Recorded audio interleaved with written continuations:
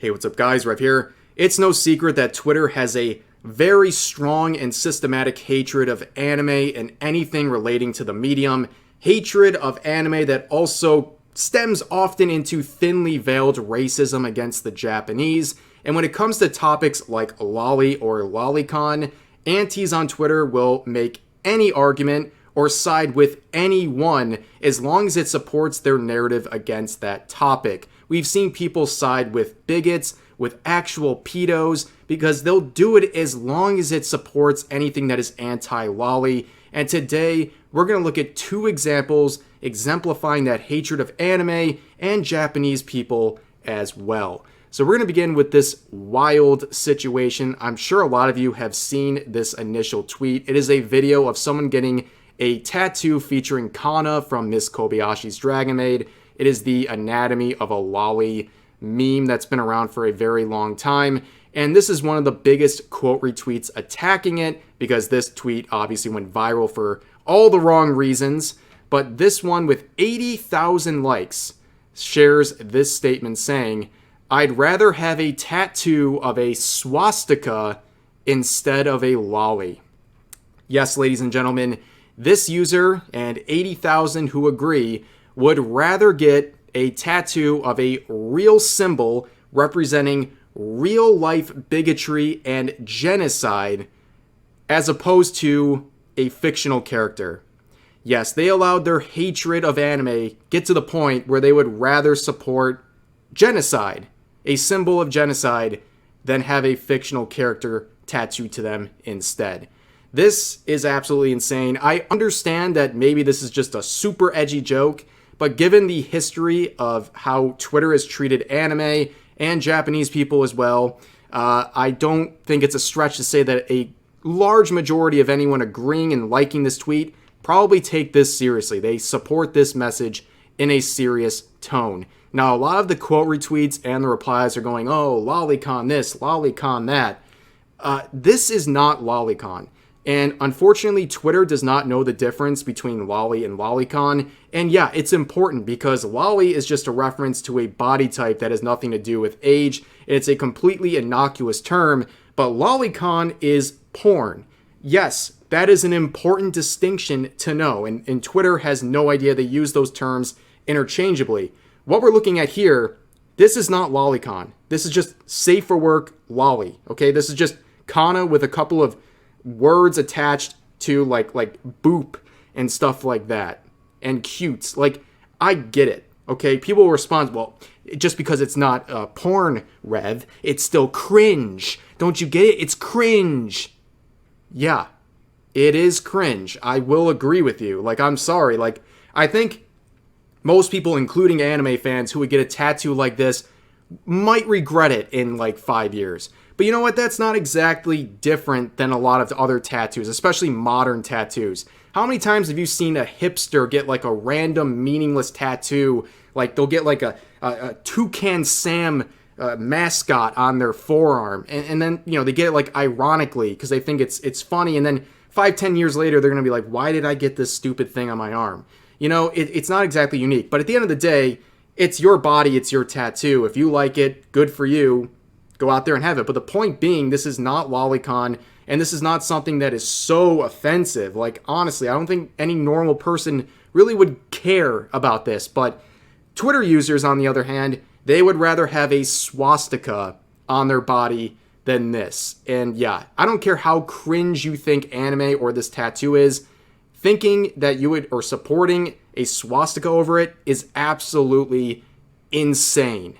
But we go on here. So people started pointing out to the original poster that, you know, this isn't the own you think it is. Why would you support Nazis over, having a fictional character tattooed to you? So this user says, "I only said I would have a swastika tattoo, not that I was a Nazi." Whoa, ladies and gentlemen, this Twitter user is playing 5D chess on us. They've completely got us. We fell for the bait. We didn't think that extra step. They're just a step ahead of us, guys. No. If you ask any person out on the street if they saw a Nazi swastika on someone tattooed, every single person would think you're a Nazi. But there's a lot more to this. Eventually, the original poster of the meme decided to cash in on this opportunity, saying, ladies and gentlemen, I am now accepting promos. Yes, I'm a sellout. It's because I need the dollar is what I need. Stunning and brave. But this tweet represents a lot of things. Number one, just like, really, this is what they're in it for, to try to get money. Like, spreading this thinly veiled bigotry for a chance to get a promo on these tweets, which, by the way, makes you like $10 on viral tweets. But it really shows another thing. So this tweet has 9 likes. This reply to a tweet with 80,000 likes from the same poster as the original one has 9 likes versus 80,000 likes. That's suspicious because a lot of people believe that is further proof that this tweet was botted, meaning the original poster or someone else paid to have bots come in and like this tweet. That is a very common thing on Twitter, by the way. That is not as crazy as it sounds. People do it every single day to boost their tweet and their accompanying ego as well.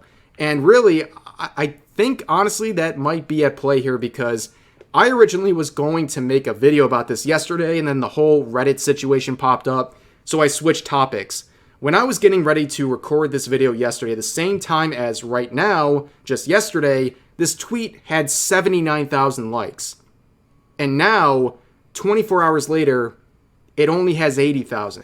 So it got 79,000 in the first 24 hours, and then got 1K in the next 24. Does that add up at all to you? That is not natural. Like, tweets die eventually over time, but viral ones don't erupt and then die in the same, like, 24-hour span. That makes no sense to me. But this whole thing is just very suspicious.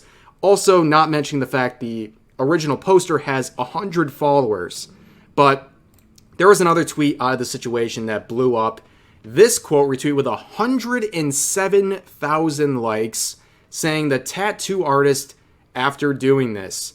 Not just, obviously they're implying that the tattoo artist hanged themselves after making this tattoo. Well, unfortunately for them, users like this posted the actual tattoo artist, and this was their reaction, saying, loli goddess Kana, with a heart attached to it. So I think it's very obvious that the artist and all of the people in the replies to this original post don't find this offensive and have no problem with it and support it. But nonetheless, I want to conclude on one more tweet. This definitely represents the thinly veiled, or not even thinly veiled, the outright racism towards the Japanese by Twitter users. This tweet stating, if you're white and like women like this, go seek medical help. You might have pedophilia. Ladies and gentlemen, pedophilia is when white person likes adult Asian woman. Yes, so in this case, you have an adult Japanese woman wearing a bikini, and they are saying if you're white and you like this, you are possibly a pedophile. So there's a lot of issues with this tweet. It's a double layer of racism.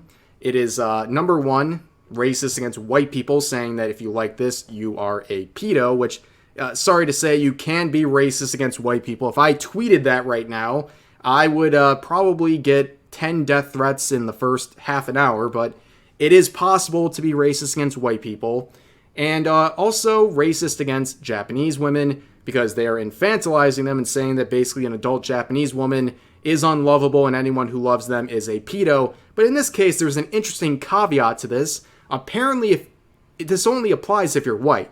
So the question is, if you're not white, can you have like a little exception and still like this and not possibly be a pedo? Yeah, crazy stuff, and a whole lot of projection, obviously, and more just embarrassing and thinly veiled racism from Twitter users against the Japanese. And yeah, crazy stuff, crazy video.